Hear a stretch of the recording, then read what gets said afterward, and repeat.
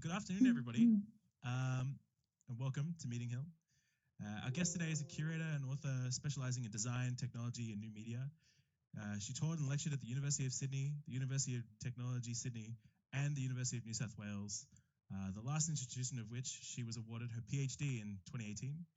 She has curated and facilitated many projects such as Beta Space, ICEA 2013, and most recently this year's TEI conference. Please give a warm welcome to Dr. Deborah Turnbull-Tillman. Yay! Woo!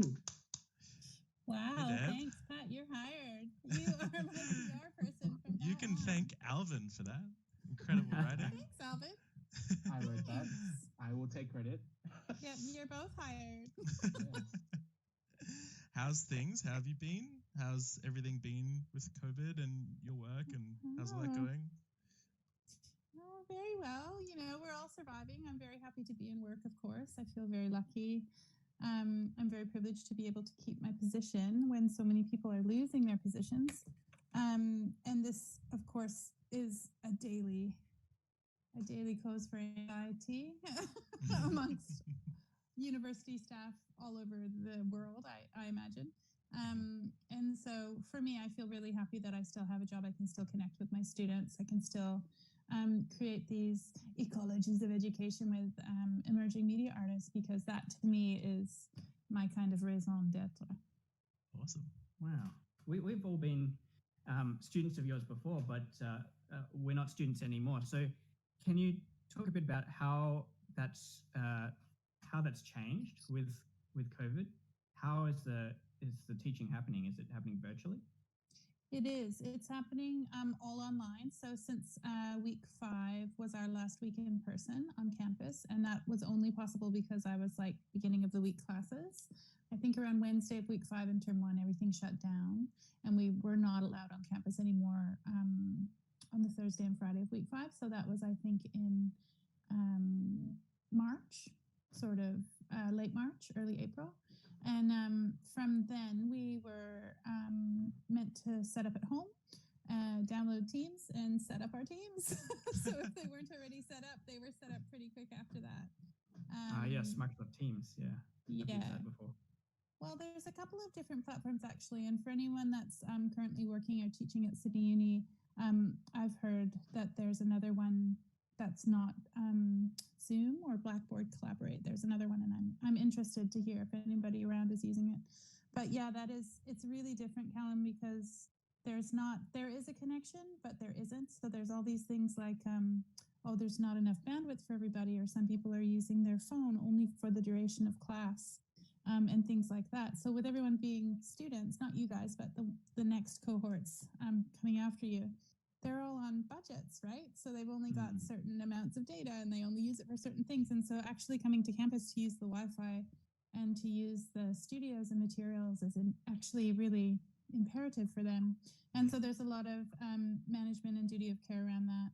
And there's a lot of kind of sideways thinking. So for honors this year, we've had to ask students to focus on process. So that iterative process that we're also fond of in that practice-led research or practice-based research that you all know so well. We're trying to instill that in them, but without that kind of connection, physical connection and physical presence as a cohort. So that's always a challenge, but we are pretty lucky that in our faculty, the students are pretty tight. So by honors, everyone pretty much knows each other. So then it's more about building rapport, myself building rapport with the communities of practice inside the honors group. Awesome. Right. Sounds like you guys have all really adapted very quickly to what's happened, but also, having to shift the way you view the scope of their work and how you're encouraging them to find new work and find new solutions with what they've got is like such an important part and such an integral part of doing honors practice, I find, and further research. So that's really interesting. It is, and I wanted to follow up on that note, Pat. I wanted to follow up on what Callum said about how you guys aren't students anymore. I think that's a really important distinction to make, because I work at the cusp of emerging practitioners, and I always have. So I think that for me, you guys are kind of in the sweet spot for me, where I'm learning about how you take what you've learned from university and apply it in a real world scenario. Like that, to me, I'm writing a book chapter for Routledge on that right now. Oh, So awesome. there's for me, that like having a group like you, like Origin, to bounce off of and move within, to me, is incredibly interesting, because you are no longer students, but you're actually like taking what we've taught you, and not just me. I was just lucky enough to have you all in the same class at the same time, but to take what, like, to harness what you've learned in that fourth year and to put it into practice is actually really, really important. It's important to the field, and it's important to you guys as alumni. It's important to the life of the university, and it's important to the wider international audience, national and international audience. So thank you for letting me, be involved.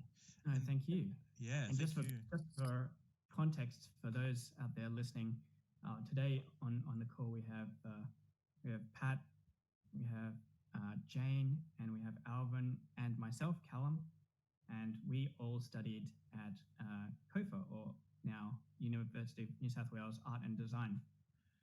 Yeah. In media art.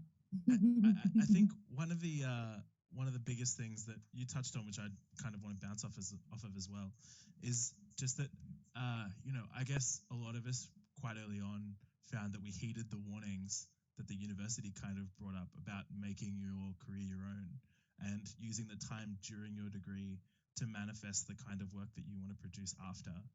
And I consider myself lucky enough to have you and a handful of other really incredible tutors, but also super empowering, neighboring students who were just so helpful in finding solutions. Like, working with yourself and Jane and Alvin on producing honors work and having your critique and being able to critique each other, particularly in media arts, which kind of gets handled a little bit differently to the fine arts or the design practices, since they have group crits and we kind of made our own.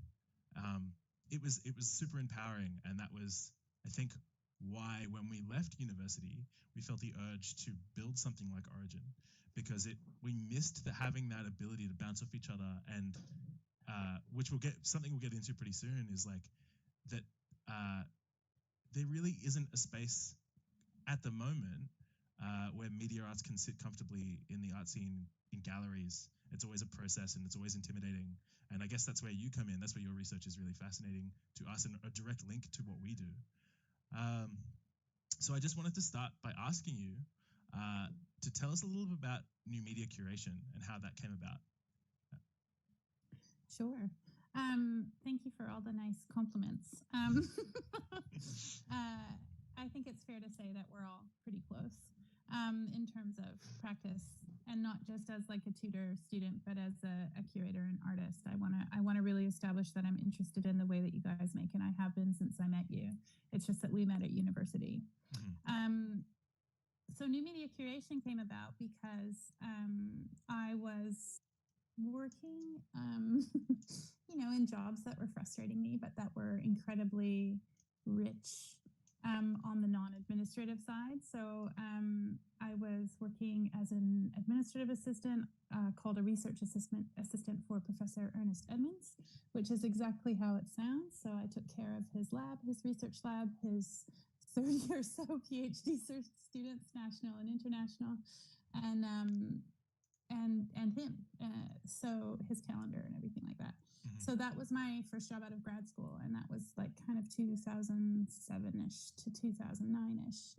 And that was actually a game changer for me. So I was introduced to the world of, I was interested in art and technology. I'd explored it in my master's, and I'd looked at it as a way to augment traditional practice. But this was a totally different practice. What they were doing at the Creativity and Cognition Studios, and what they still do, is they look at art systems. So they look at an interdisciplinary, multidisciplinary approach. And when I started working there was actually a curator there doing her PhD, and I kind of glommed onto her, and her PhD project was Beta Space. So then I inherited it after her. And so I was doing that kind of, when I was Ernest's RA, I was doing that for, as part of my job. But then when I finished being Ernest RA and I started working kind of in and around the Powerhouse, and I started doing, I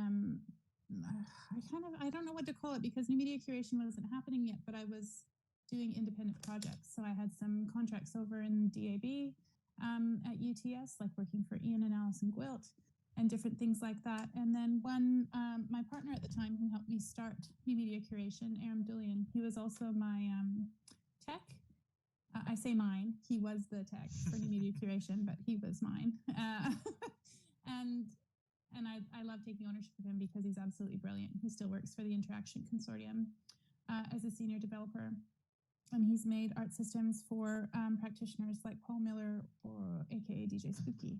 So I feel like he's really integral to this, as was like the start of it, as was Ian Gwilt. So we were all kind of working together, and Ian and Aaron both said, you've got to create a platform whereby you can be a business, you can be a sole trader. And I was like, what are you talking about? And they were like, no, you've got to. And I was like, okay. And so I started new media curation, and Aaron designed a logo for me and created a website for me, and then it was a go. So my first show that launched the practice, the research platform, because it's not just a curatorial practice, but it's actually a research platform, was Ian's PhD. So if you guys know who Ian Gwilt is, he's a major name in mixed reality, and wrote his PhD on kind of the hyper reality of mixed reality. And he used to bring iconography from behind the computer screen out into the physical world and show them as multiples. So I don't know how long it's been since you guys surfed my website. I'm actually getting a new archive made because now that I've done the PhD on it, I want the old website to sit as an archive. Yep. And so I've actually got a student working with me. You guys probably know her, Claire Hunt.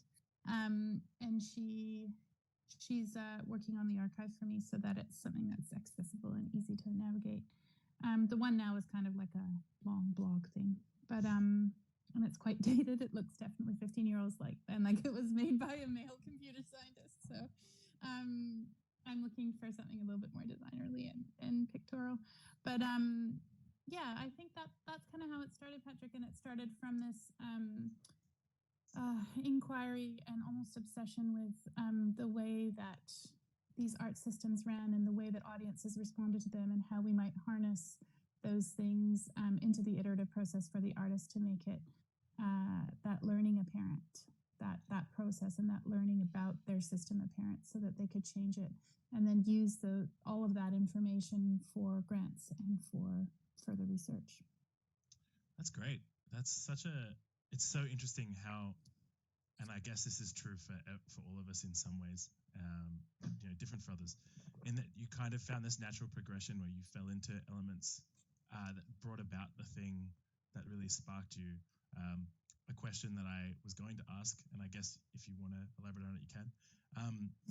But I was curious about if there was a particular thing that kind of solidified the idea of working with this into turning it into a reality.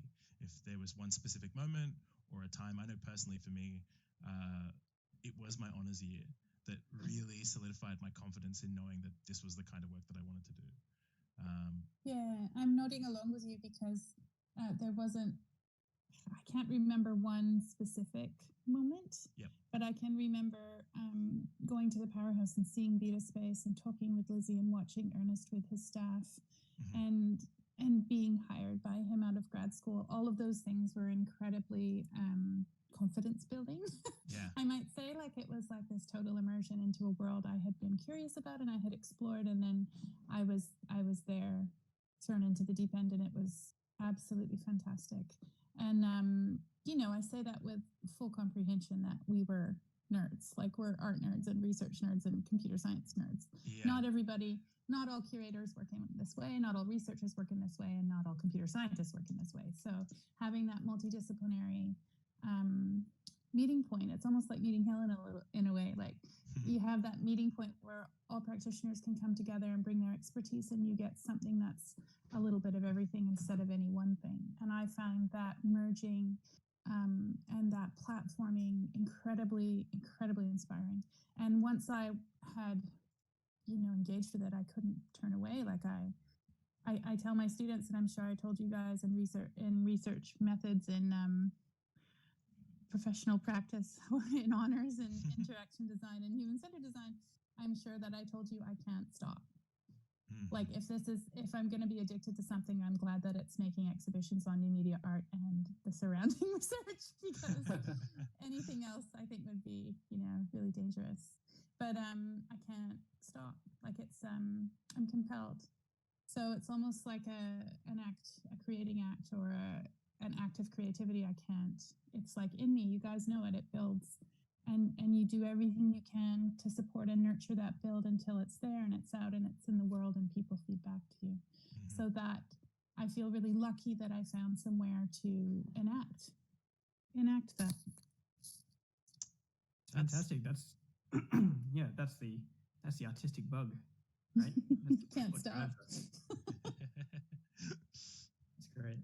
So Callum, jumping in here, I just wanted to ask more about your time at Powerhouse. Now, I know you worked with them for a while, and I was actually recently reading an opinion piece in the Sydney Morning Herald by Elizabeth Farrell, and it's talking about the big move that they're going to do from Powerhouse, moving it to Parramatta. Yeah. And we've got a quote from the article here. It's called a, quote, move, this project to reinstate the Powerhouse on the flood-prone south bank of the Parramatta River. But that's not really accurate. The only thing that will relocate intact is the name. Everything else, building, site, and priceless collection, will be broken up, separated, decontextualized, diminished, disrespected, and mothballed. So part of the collection will go to Parramatta, but since every space in the new building is designed to double as an event space, the chance for any permanent display is slim. So I'm curious to know your thoughts on that. If you have some inside knowledge, or if this is a valid kind of fear that this author has. Yeah. Oh, I wouldn't say that it's a fear. You can tell from the language that she's using that she disagrees. Yes. I'll say that to be politically correct. She disagrees with the move. But a lot of people do. And for me, the way that I was affected is that once I worked at the Powerhouse for 7 years, and I worked as a researcher in beta space, supported by UTS. So I was paid by UTS to come in as a researcher. I worked in the front of house. I worked in education. And then finally I made it to curatorial after about 5 years, kind of rambling around the place. I made it into curatorial as the assistant curator for design and technology. And what they had me do largely is produce all the touring exhibitions. So because I specialized in short to medium contracts, they gave me all the 5 to 6 month kind of things that needed to be realized. Exhibitions like Game Masters, that was created at Acme and toured. Exhibitions like Experimenta, which is again created in Melbourne and tours. Those are just two of the ones that were incredibly wonderful. I also got to do like an ICEA there, which was amazing, in 2013. And so I really feel like working closely with the principal curator there, Matthew Pownall, he really understood me. He and I worked on Beta Spec together, and we really understood each other. And he gave me a lot of projects that supported that. Now, there was a lot of things in being a museum curator that I did not love. So, you have to collect things. You take things from people's homes and studios, and you put them in a room, and you wait until people assess them, and then you write files to support that, and then they assess it, and they accept it or they don't, and then you either take it back to those people or you put it into the basement at the museum. That to me is quite a strange process. Even though I kind of, I have art all around my house and stuff, and our house is a dumping ground for my children's things. But I think that I find that whole process quite strange, and I find the process of collecting forever quite strange. So that's why, collecting an object is so hard, because that's the government saying they're going to take it and care for it forever. And for me, there's like that whole hierarchy of things that I struggle with, right? So for me, the whole production side is really more about the audience. For me, the thing about being a curator is the thing about bringing people together and reflecting and looking for themes. And and that kind of thing. I all really enjoyed about being a curator at the Powerhouse, and I would work with Matthew any day of the week. He's incredibly smart. That's really underselling him. He's just really amazing. He's also an adjunct professor at UNSW now as well, at iCinema. So I think there's just, my time there was just so vast. So I understand now, but my time as a curator was very short. So in an institution like the Powerhouse, which I'm telling you guys, I'm 40 odd, right? So I worked from the time I was 18 to become a curator in an institution. It took me a really long time. I moved countries, I was married and divorced, and there was a lot of things that got in the way of my formal education and to get me into the field. But I'm also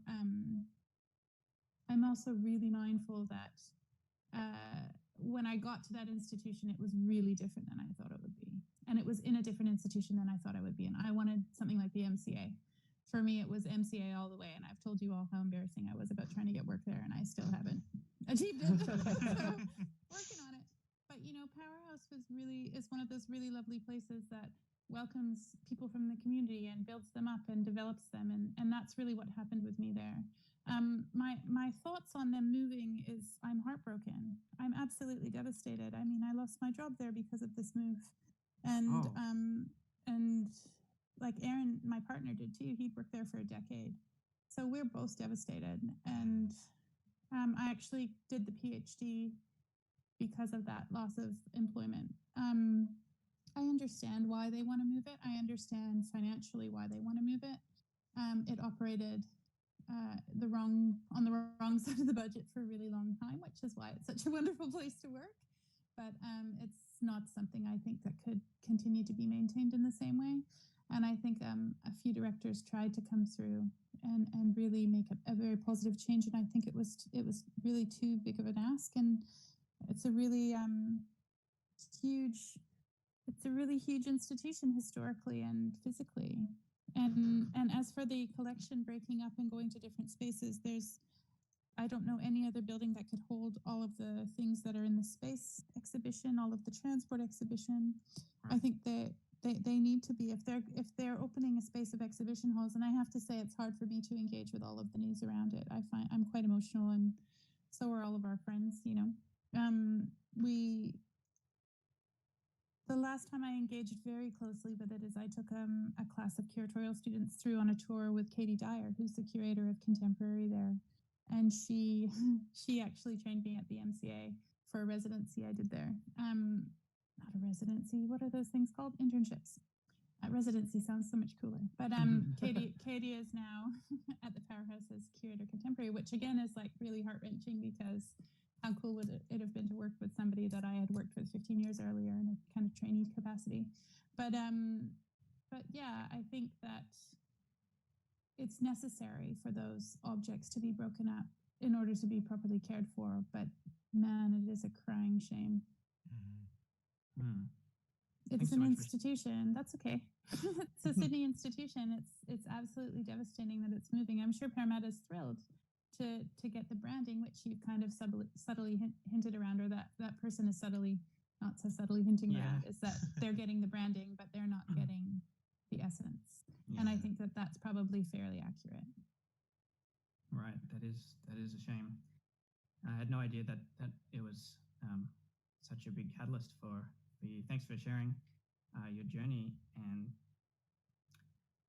actually, I wanted to talk about just a couple of months earlier when I last saw you at the TEI 2020 14th Arts Track exhibition, which was curated by you and 3 others, I believe.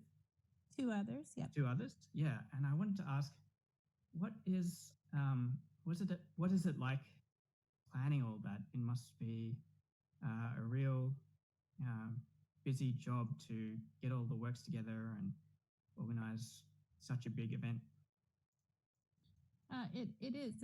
It's massive. For me, it's really helpful that I'm going to tell you guys. You already know this. I tell all of my students is that it's much nicer to be invited than it is to apply for things. Mm-hmm. So once you're as ancient as I am, you'll start getting invited to things, and that's one of the really nice things about creating these long relationships, which we started just before honors year, probably for Callum and Jordan. I think I worked with them before I had Miri, and then and with all of you were before I had Miri.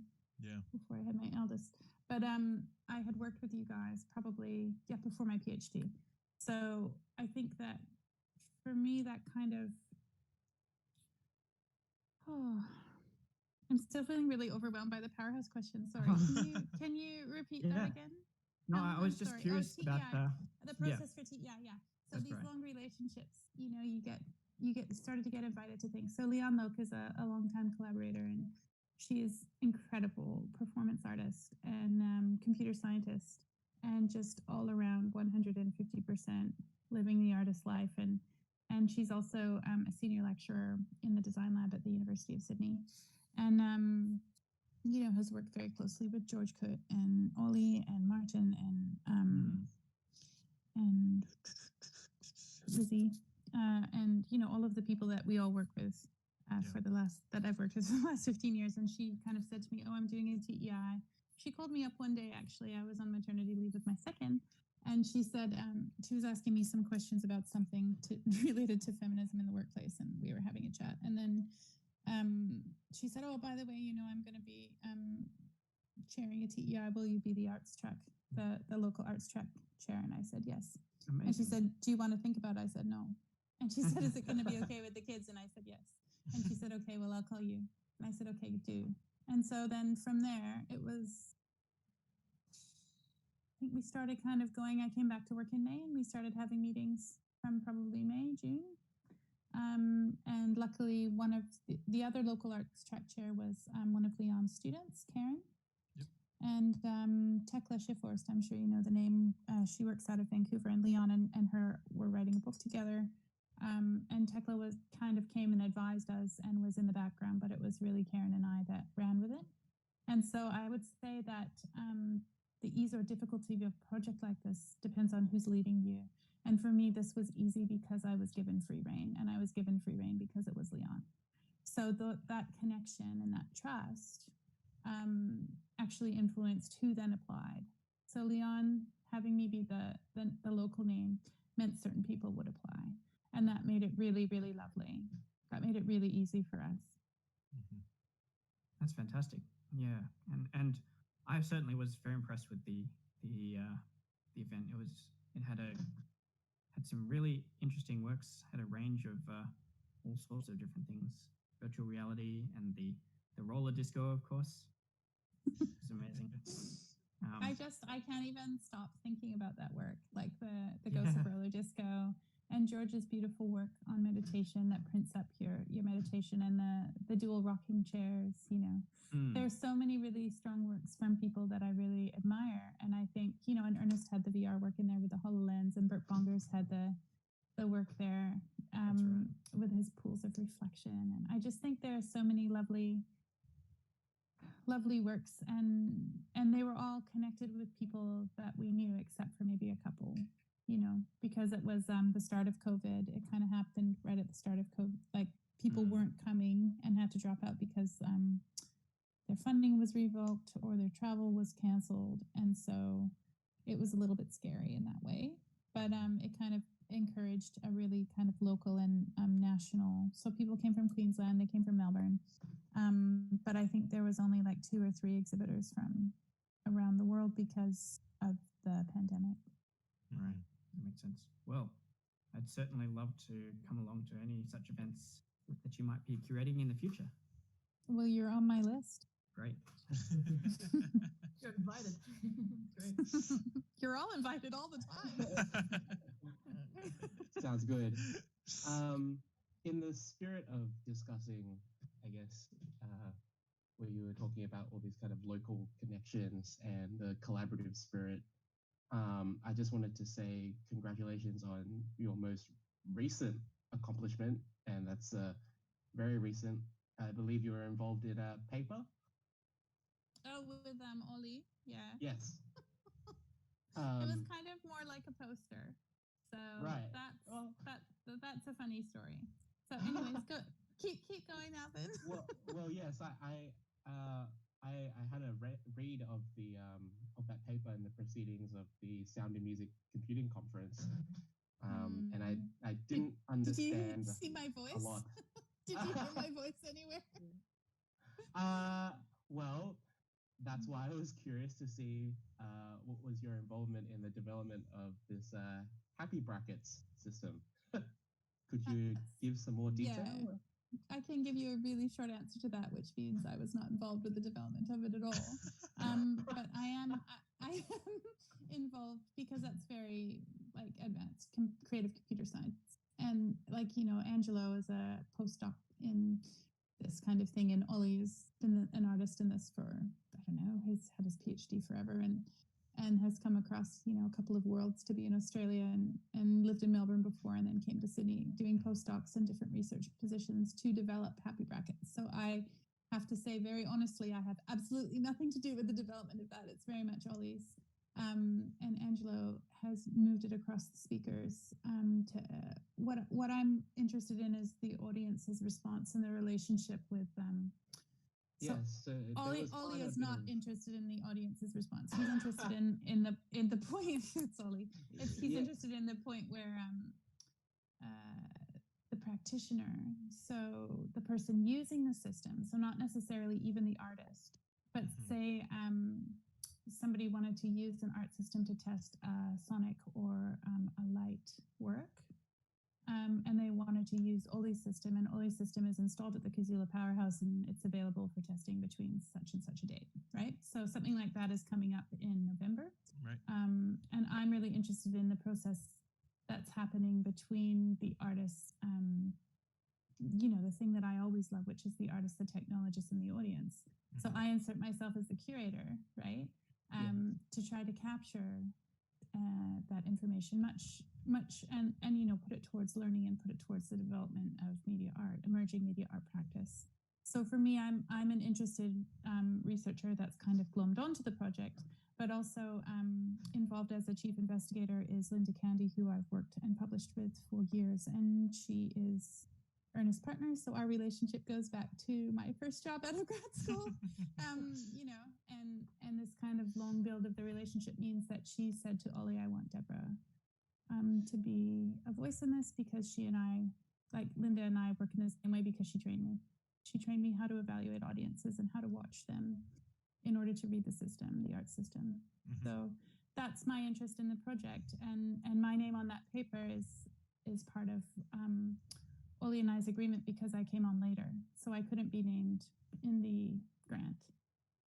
So I'm named, I'm helping him in the aftermath of establishing the grant and the setup, and I'm trying to, you know Ollie, Alvin, you've worked with him. All of us have worked with Ollie, so you know, you just kind of get caught up in the Ollie wave, you know, and along you go. And if he's such a supportive person, I think 2 of my 3 PhD projects were supported by Ollie, and he just is he is that person. If I could think of another person that creates platforms and welcomes people to engage with that platform based on their specialism, I would say that's my role in that project, is that I'm an interested party who wants the art system for my own selfish gain. So like I want to install it at OSCAI and have other artists respond to it to revamp the demo track, which is another invitation from Leon. So it's stuff like that I'm really interested in.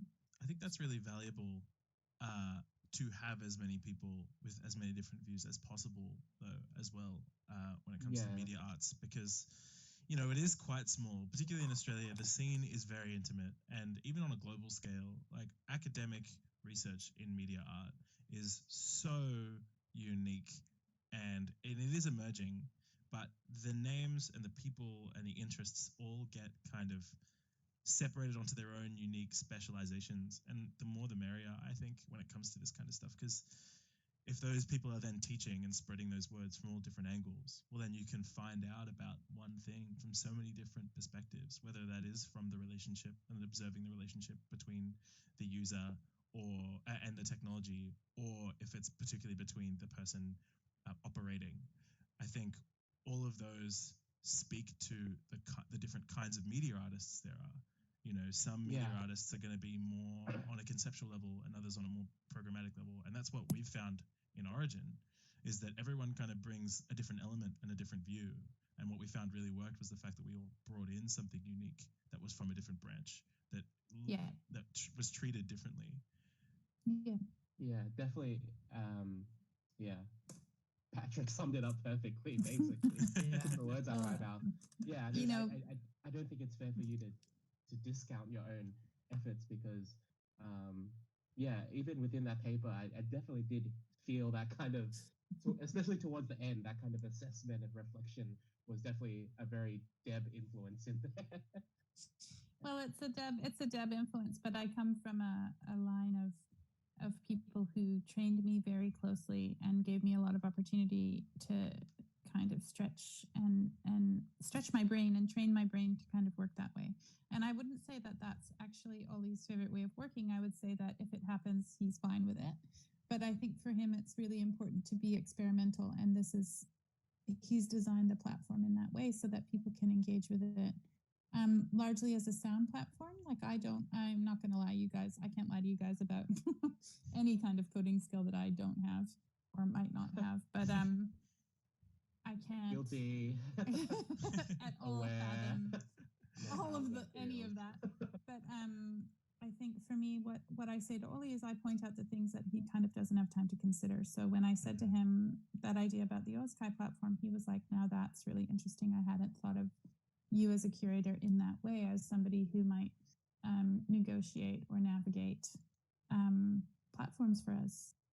He's like, I was just going to wing it and see what happens. And I was like, oh my God, you're giving me a heart attack.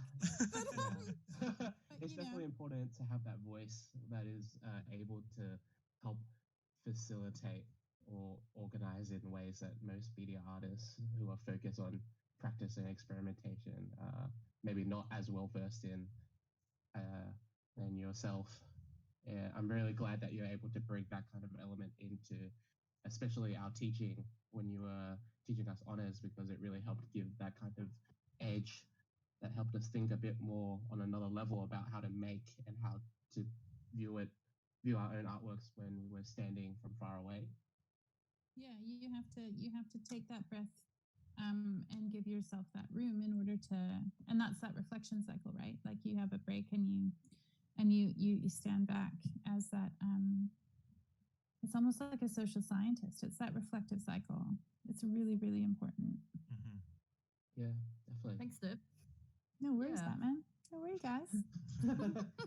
Speaking of perspectives, I guess it's something to notice that we're the only women on the call, and that sort of brings along a different perspective of media arts.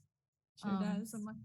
So my question is, what's the gender representation like for media arts practitioners versus curators, and what are your thoughts on that? Well, how deep a dive do you want to do into my 90s feminist association? Deep dive. Go for it. But I would say that, the traditional role of the curator is to care. So I'd say that there's a lot of female curators out there because that's how we're trained. We're trained to look after society. And that starts in the home and it extends into the roles that were socially acceptable for us to take. And it exists today in ripples. So I would say if you look at our own school, Jane, I wouldn't say that there were loads of female dual degree computer scientist media artists. I would say there was you. And there was one other. Yeah, two in total. Two. And then there was that wonderful woman who did the video game about autism or anxiety, like high anxiety. I can't remember her name, but I can see her face. Yeah, but I think that Jane actually helped her code. I don't think she was doing all the coding. So anyways, I'll figure out her name. I'm apologizing to her visage right now in my brain. But I think that's a really powerful question, and I don't know that I have a completely inspiring answer for you, because I feel like I'm here despite the fact that I'm female.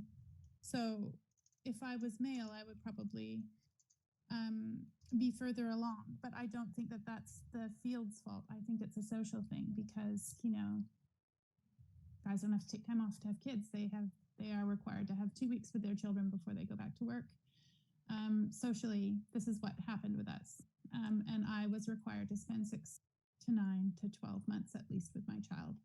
And so and that's fine. Like I wanted to, you can't help it. You want to, but even before that, I think there's things that happen socially that restrict the choices that women can make as practitioners. And that starts again in the home, and it stays with you as an inner dialogue, and it affects the way that you engage in the choices that you make and when and where and how you speak up.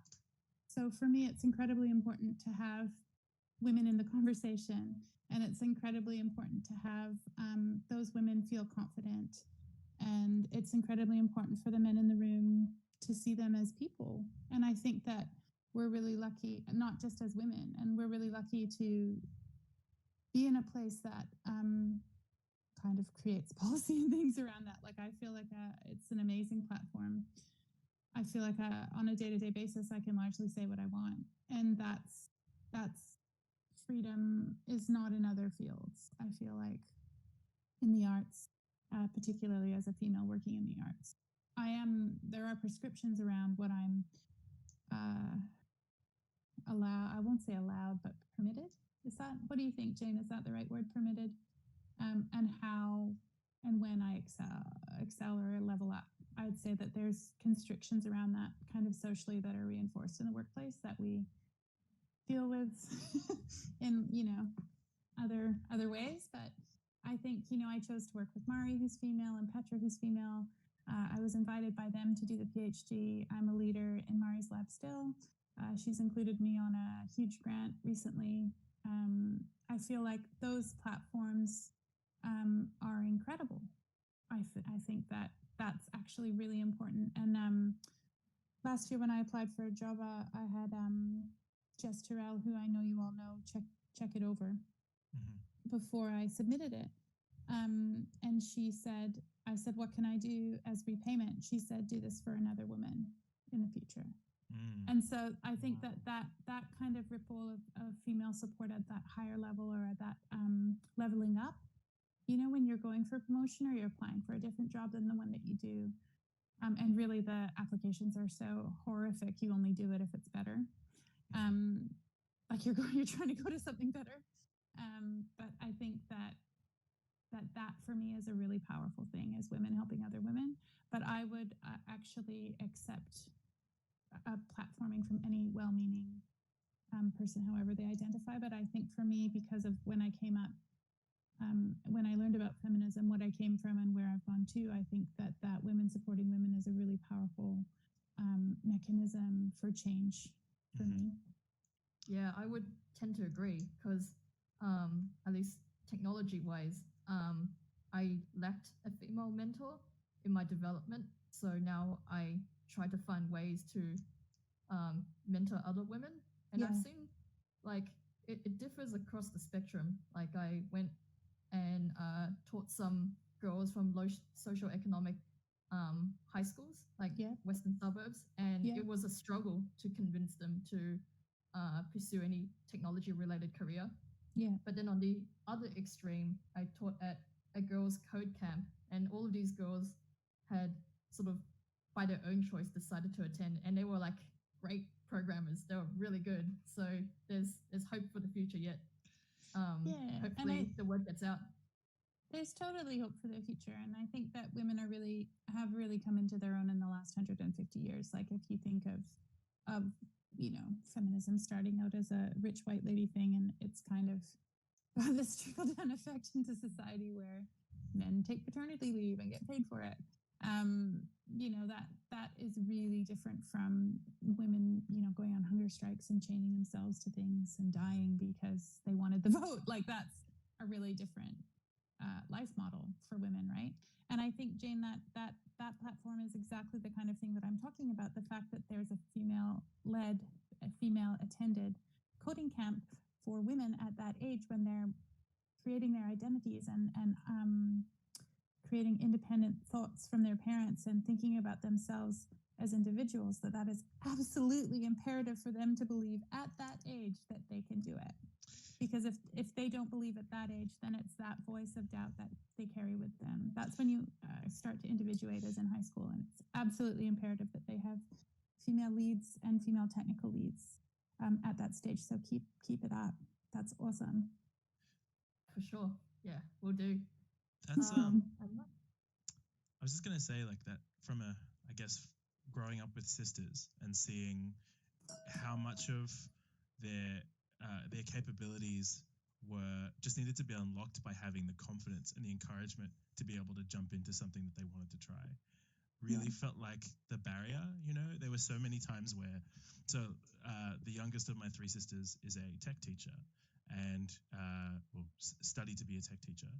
And she loves cooking and she loves doing, she loves being really familial, but she's also really incredible at woodwork. And so many times there were people, and even inside my own household, like my dad's a shop fitter, and there were so many times where it was like, oh, you're good at that because you're John's daughter. And it's like, no, she's good at it because she's got the capability to. But her confidence was always, and no one ever really meant it spitefully, but there's that attitude, right? Of course not. That, Of course not. That denial of her capability because it's got to be attributed by somebody else when she's really crafty, and they all are. And it's, I feel like now, growing through all of this and seeing, what I can do as someone who has observed this more empowerment from women is it's not my duty to speak on behalf of women, but to encourage women. It's like I have to be an ally. It's important for me to be an ally and call out when things are unjust. And I'm not going to speak for Jane, but I have to say I really appreciate that, Patrick, and I appreciate that from someone as intelligent and as thoughtful as you. Thank you. But it's necessary. It's not absolutely absolutely. It's not but you're not coming from a system whereby it's useful for you financially for women to remain a certain way. So you're not coming from that viewpoint. You're coming from a viewpoint where everyone should be equal because that's what's fair. And I think that that's actually really different even than what our parents came from. I remember I used to ask my dad questions about the religion I was raised in, and he was like, where do you even think of this? I would never even think to ask an adult that. He would never, as a male, he would never even think to speak that thought, and here I am drilling my dad about it. Yeah. And I'm female, Yeah. And so he luckily, my dad says, I'm a feminist, I supported my wife all her life and 5 women are my daughters and I'm a feminist, and oh God, Dad. But he actually is, in the strictest sense of the word. He's always encouraged us. He's always created platforms for us. He gave us options. Aaron says to me, why do you want to go camping for? And I said, well, my dad used to take us. And he's like, oh, why do you want to go hiking for? My dad used to take us. What do you want to skating for? My dad used to take us, Yeah. Just in case we were good. I also played piano. I also had to go to church. I also had to go to school and get A's. B's were not great. And so A's are HDs, so B's are D's. So it's you did not fail in our household, but you absolutely couldn't because of all the platform we were provided. So I think that for me it was I don't know how else I would have succeeded without my dad pushing me. But my mom was also this wonderful force, which in most traditional British marriages, she's the powerhouse, but the man is the front, right? So she always said to me, you do whatever you want. You do whatever you want. Yeah. Always. She always said that to me. And so I think that's again, Jane, a really important example of a voice inside your head that says you do whatever you want, you are capable. So I think that's actually came from my household too, as well as all the prescribed notions of what a woman should be. But those were private conversations, right? In public, I was meant to be a girl. I had arguments with my dad even when I would show him publications for my PhD, and he's like, what are you even doing that for? You're educated enough. You need to have children. We would have arguments like that, And my mom would say things, you don't spend enough time with your child. There's all these these things that happen privately, all these conversations that happen privately. Yeah. But there's a need for it publicly. There's a need for it, you know, and it did happen publicly for me, but it was with difficulty. Yeah. My parents struggled because I was weird. I wasn't even like my other siblings, you know, who Yeah. bought houses and worked at the same places for ages and, you know, didn't get credit cards to support their obsession with media art, you know? So I think that, you know, they're all paid off now, but like, I think that for them, they just think it's really weird. They always thought that I would have children and be this wonderful mother and work to support my family, which all of the things I do. Yeah. You know, but I did it in a way that really confounds them. So like they say, like, well, how do we explain what you do to people? And I just say, just tell them I'm an art teacher. Yeah. And they're like, okay, thanks. So I don't know how to explain it, right? So they just, okay, thanks, you know. Yeah. But I think, yeah, that platforming is incredibly important, and that inner dialogue that you take with you from when you start to individuate. It's incredibly important that women have representation, and that like men get it, but women need to work for it. And I think that that's part of the patriarchy is still very much with us. Mm-hmm. I would be remiss in saying that without your influence, Deb, and also without Jane, there would be no Origin Collective, really. Oh, hands down. Yeah. Like, Oh, come on. You would have got there. You would have got there. No, but Jane is definitely like, she's such a large component of our little group. You know, she's such a vital voice, and she provides so much that a lot of us cannot do. I mean, we wouldn't have virtual without her help as well. She was so instrumental in everything, and your influence as well, Deb. You were so supportive of all of us during honors. So you were really instrumental, and the voice of all women were really instrumental in making sure that this happened. And we want to do our best to raise them up as well as we can. And you will. I have every confidence that you will, because people like Jane are in your group. And people like Jane came to honors, you know, and thought, you know, I have a computer science degree. I could go off and make the next Google, because I firmly believe that Jane is that smart. But I honestly think that her using that for the subtler social ills or inquiries of our time is actually something that shows her honor. And I think that is incredibly important to pass on to every group. And that, to me, is a source of much confusion why we're being stopped or why it's being guarded from women or whatever. I don't know. But I do think that the point of change is high school and up, even younger if we can. Yeah, totally. Yeah, thank you. Too kind, all of you. Oh, way to be smart, Jane. Way to be smart. Seriously, yeah.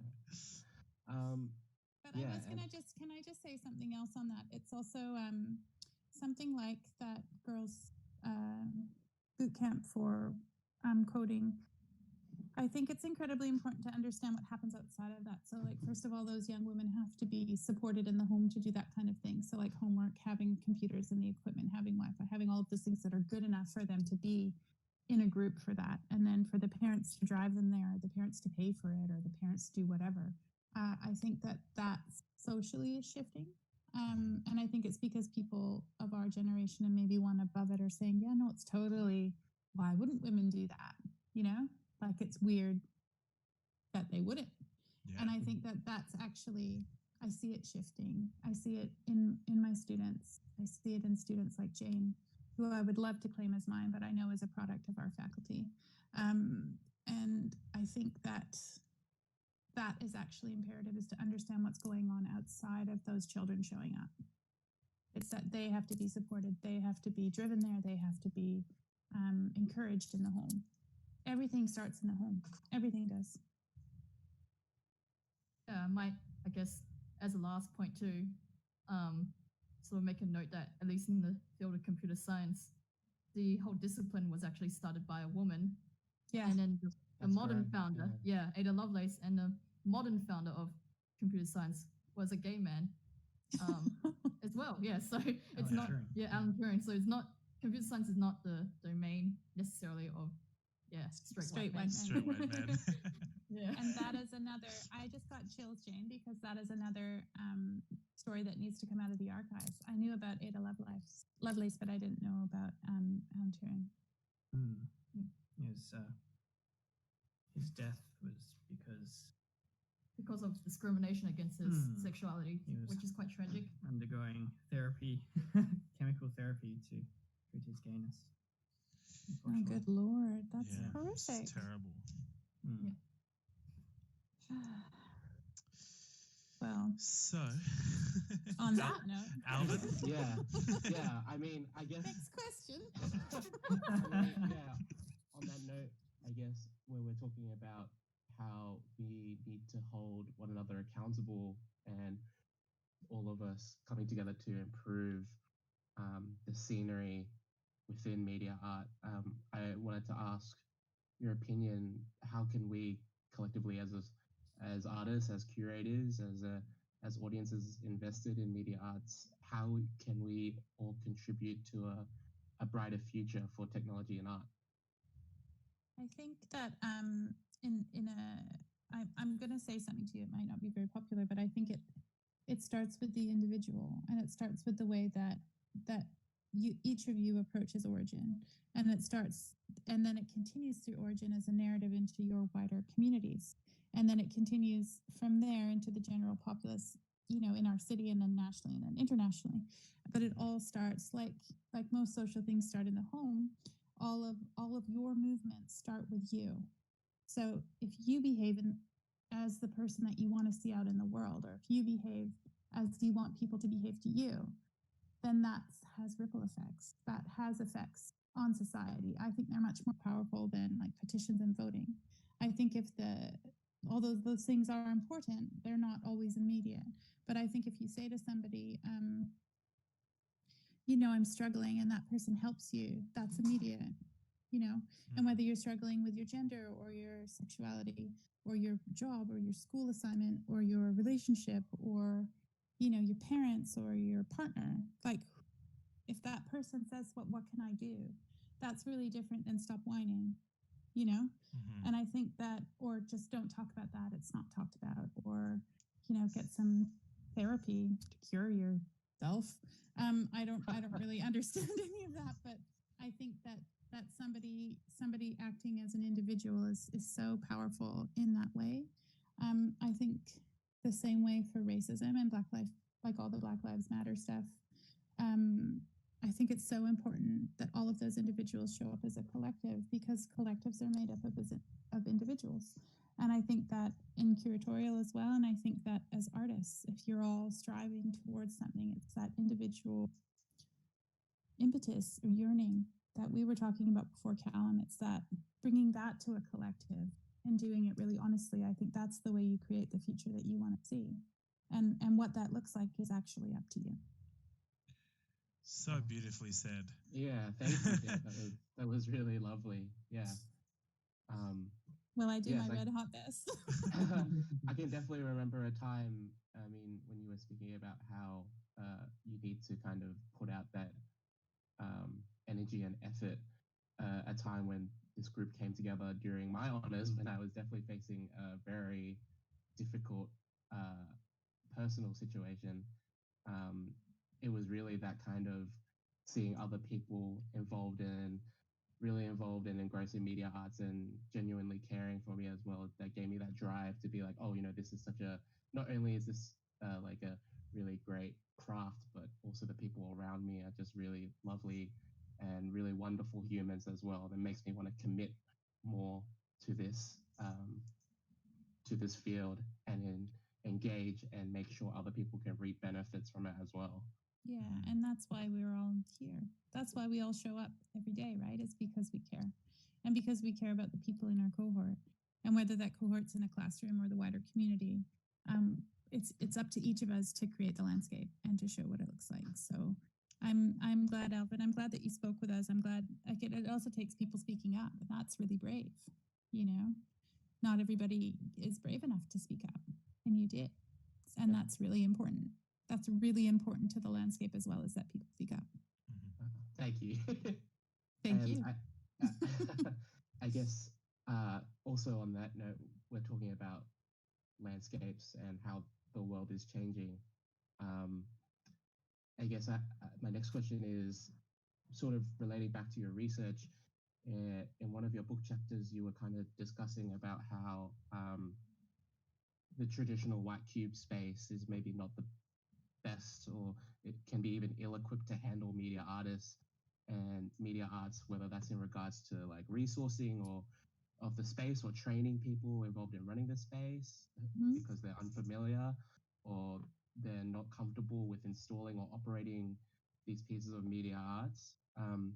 In the scheme of this coronavirus, we're seeing like another transition where maybe the traditional gallery space is not really even a viable option anymore. It's kind of being disrupted due to this really sudden change.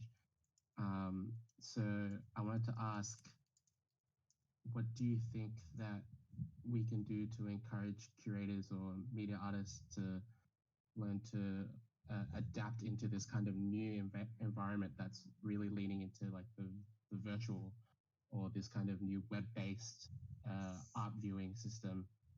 What can we do to engage more or get people more involved? I think that the answer for that is education and public programs. So it's inviting people to things like this, to platforms like this.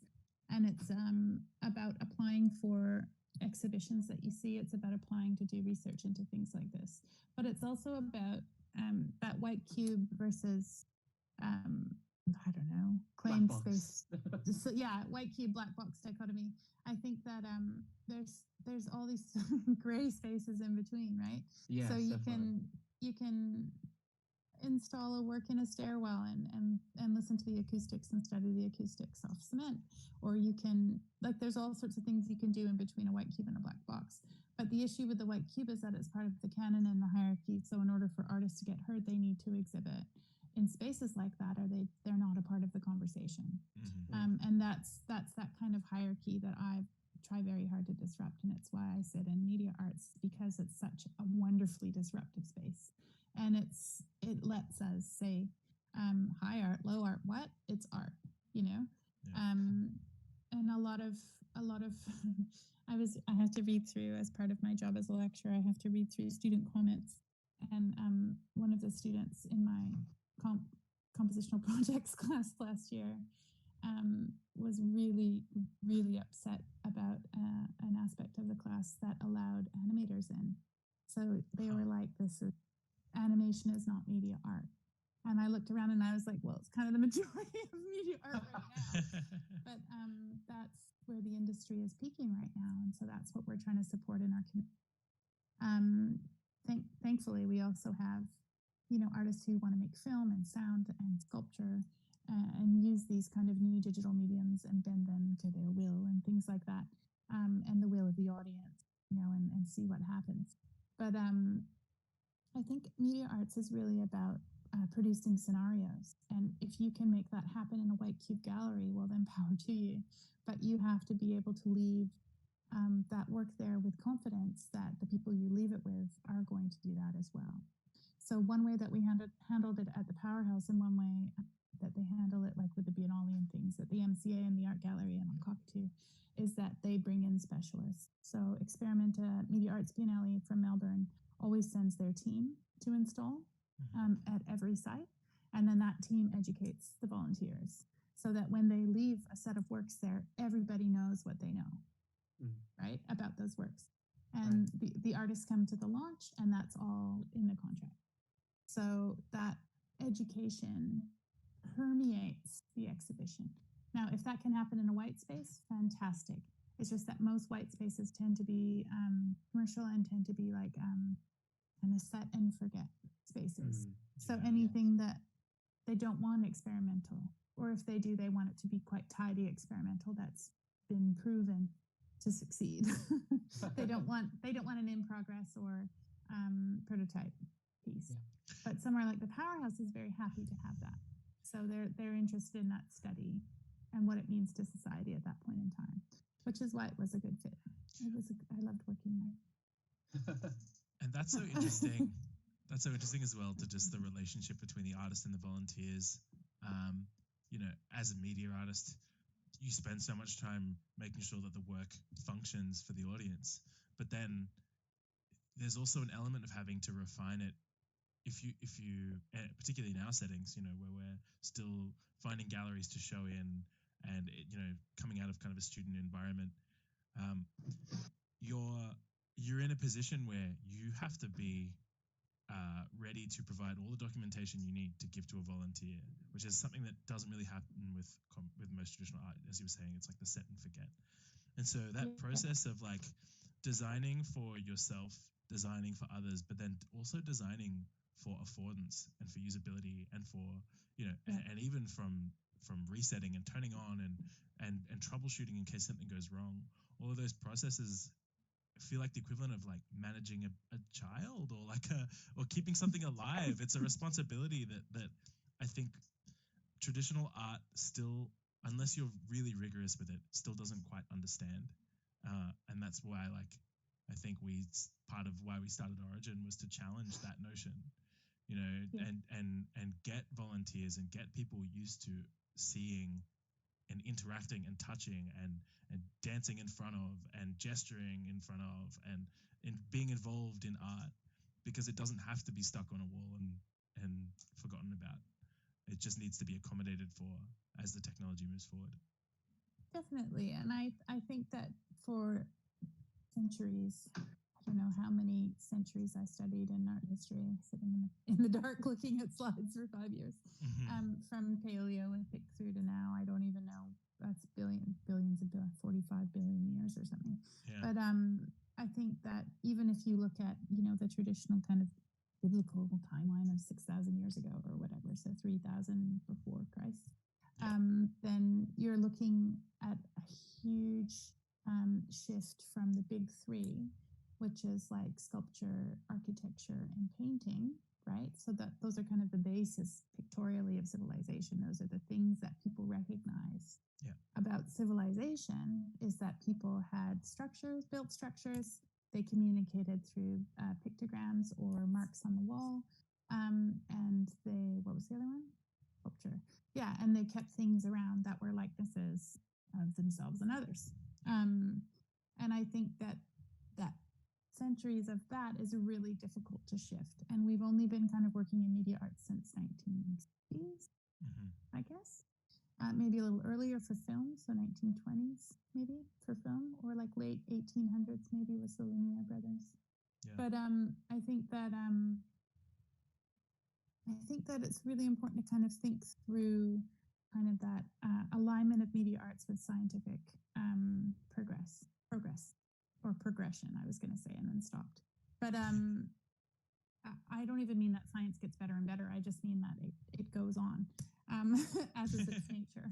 Yeah. But I think too that the emergence of media arts alongside of scientific discovery, like projected light and